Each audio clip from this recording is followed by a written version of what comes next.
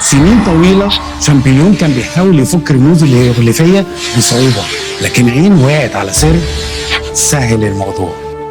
Je tiens mon affaire.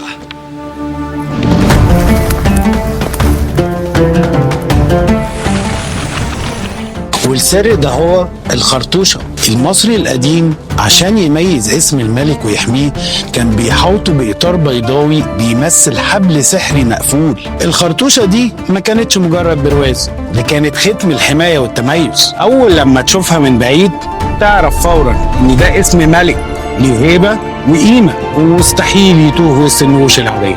الخرطوشة دي هي أول لوجو في التاريخ. النهارده السوق مليان زحمه او منافسين زي حته المعبد بالظبط.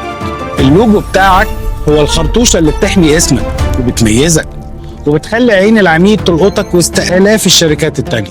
هو الختم اللي بيضمن للناس جوده وقيمه البراند بتاعك. وعشان كده في نوبيك ميديا احنا مش بنرسم مجرد شكل او رمز حلو وخلاص، احنا بنصمم لك الخرطوشه الملكيه بتاعتك، لوجو مبني على اسس قويه بيعكس هويتك وبيحفر اسمك في دماغ عميلك عشان ما يتنسيش ابدا وسط الزحمه. عايز اسمك يكون ليه هيبه وتاريخ؟ اصنع لوجو يعيش وخليك مع نوبيك ميديا.